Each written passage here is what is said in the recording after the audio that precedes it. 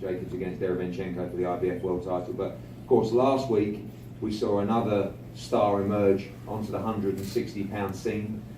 Before we begin this press conference, just a quick round of applause for the newly crowned WBO middleweight champion of the world, Demetrius "Boo Andre."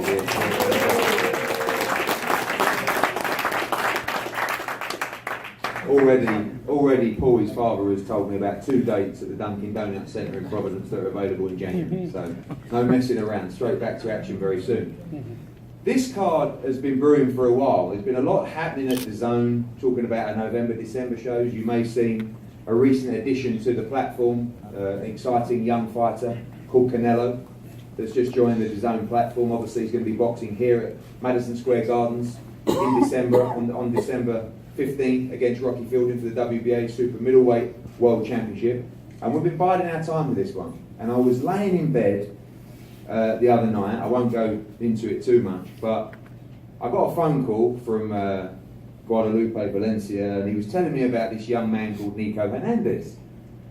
And I went onto YouTube and I watched Nico Hernandez, and I saw what we love in the UK, which is passion, which is excitement, which is a city that is behind the sport and behind their fighters.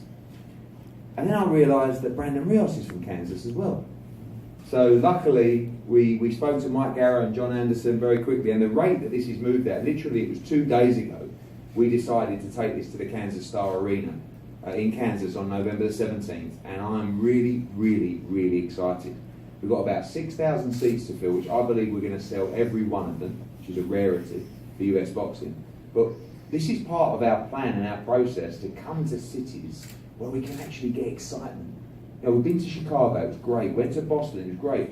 People are happy that we're there. Thank you for bringing boxing to Chicago and Boston. Now with Kansas, this is a whole nother level of excitement.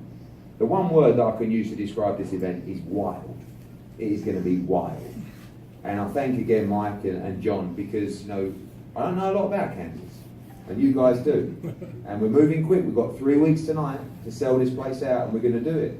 And Brandon's going home for the first time in a long time to fight in Kansas. And of course, Nico, you know, Olympic medalist, is a real emerging star from Kansas as well. And not just that, the entire card from top to bottom. You know, Jarrell Miller, who is now emerging, I believe, as one of the top heavyweights in the division. Someone that, again, through our stable and through Greg and Dimitri, is allowing to be active. So important for fighters to be active. You see so many great fighters now in the States that are boxing once a year. And they think it's great because they might get a couple of $100,000 to wait. It's no good for your career. Jarrell's boxing all the time. He just boxed on October the 6th in Chicago with a great win. And now he faces Bogdan Dino, who's come for us from Romania. I've seen this guy in the camp with Anthony Joshua numerous times. They've had great sparring together for 2 or 3 camps. A very talented, undefeated heavyweight champion. To clear up as well the WBA situation on that, we'll wait for their decision on Manuel Char this week. We would like this fight to be for the WBA regular title, and we'll wait on the news from them this week on their decision. Going down the card, we've talked about Nico Hernandez as well.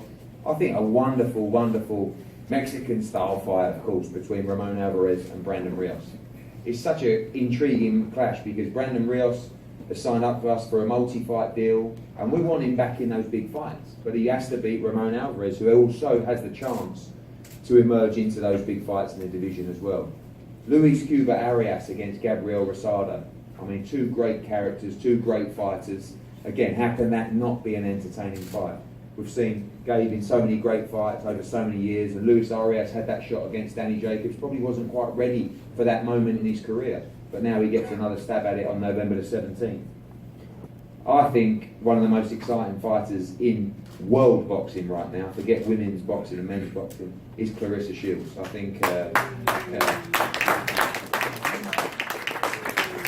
Olympic gold medalist. We have a saying in the UK, she's full of beans, which means you're very live. It's a good thing, Clarissa, don't worry. But I follow you on social media. You're a great character, and you love to fight. And you know, again, we have another women's world title fight on the card tonight with Heather Hardy against Shelley Vincent. Last week we had Katie Taylor against Cindy Serrano. The week before that in Chicago, Jessica McCaskill won the world title in her backyard. I don't really want to put on a show anymore without a women's world championship fight. And again, it's not about equality, it's not about being PC, it's not about doing the right thing. I just enjoy it. I just think they're great to watch. And it's not about men or women. If it's a great fight, it's a great product. And people are going to love watching it. And when you watch Clarissa Shields fight, you know you're going to love watching it. Hannah Rankin, but one of 3 Scots on this card. Ricky Burns, 3-weight world champion, also on the card. Commonwealth Games gold medalist John Docherty, also on the card. If you haven't watched Hannah Rankin fight, you need to do that as well. This is going to be an absolute war for the WBA, IBF, and also the WBC titles on the line as Clarissa looks to become the undisputed champion. And just part of a great, great night of boxing in Kansas on November 17th. Enough from me. I'm going to pass over to a few people to say a few words, and particularly to talk about Kansas and also the atmosphere and the commission as well. Big round of applause, please, for John Anderson.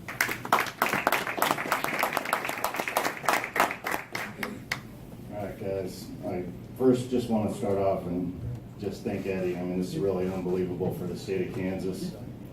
And I want to really thank the Kansas Star. And they actually turned this thing around in 3 days. This is going to be probably the biggest card ever in Kansas. We got Brandon Reyes, who I think is just unbelievable. And of course, we got Nico Hernandez, who has been basically filling up the place. So I'm just over the moon, and I want to thank the commission for coming through and kind of pushing this thing through for us. So I really want to thank Dazn and thank Eddie. Thank you very much.